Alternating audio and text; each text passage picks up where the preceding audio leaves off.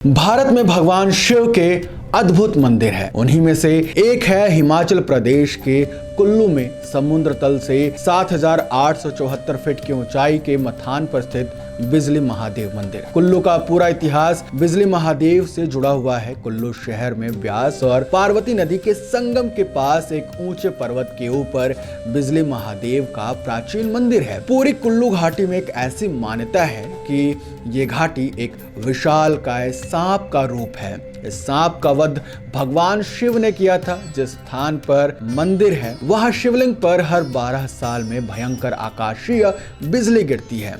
बिजली गिरने से मंदिर का शिवलिंग खंडित हो जाता है। यहाँ के पुजारी खंडित शिवलिंग के टुकड़े को एकत्रित करते हैं, मक्खन के साथ इसे जोड़ते हैं और कुछ ही महीने बाद शिवलिंग ठोस रूप में परिवर्तित हो जाते हैं। कुल्लू घाटी के लोग बताते हैं कि बहुत पहले यहाँ कुलांत नाम का दैत्य रहता था। दैत्य कुल्लू के पास नागरधार से अजगर का रूप धारण कर मंडी की घोघरधार से होता हुआ लाहौल स्पीति के मथगांव आ गया। दैत्य रूपी अजगर कुंडली मारकर ब्यास नदी के प्रवाह को रोककर इस जगह को पानी में डुबाना चाहता था। इसके पीछे उसका उद्देश्य था कि यहाँ रहने वाले सभी जीव जंतु पानी में डूबकर मर जाए। भगवान शिव कुलांत के इस विचार से चिंतित हो जाते हैं। बड़े जतन के बाद भगवान शिव ने उस राक्षस रूपी अजगर को अपने वश में लिया। भगवान शिव ने उसके कान में कहा कि तुम्हारी पूंछ में आग लग गई है। इतना सुनते ही जैसे ही कुलांत पीछे की तरफ मुड़ा, शिव ने कुलांत के सिर पर त्रिशूल से वार कर दिया। त्रिशूल के प्रहार से कुलांत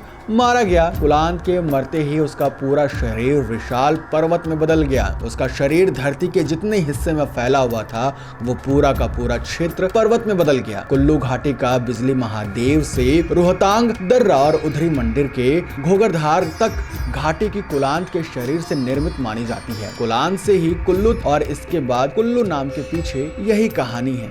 कहा जाता है कुलांत दैत्य के मरने के बाद शिव ने इंद्र से कहा था कि वो 12 साल में एक बार इस जगह पर बिजली गिराया करें। हर 12वें साल में यहाँ आकाशीय बिजली गिरती है।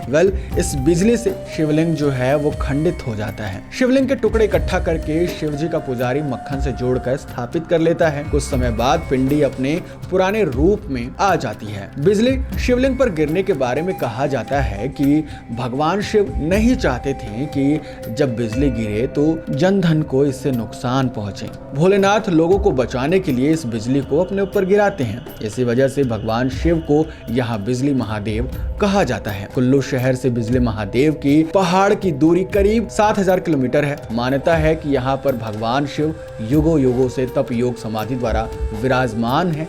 सृष्टि के वृष्टि में इस स्थान को बिजली महादेव मंदिर को जलांधर असुर के वध से भी जोड़ा जाता है व दूसरे नाम से इसे कुलांत पीठ भी कहा जाता है।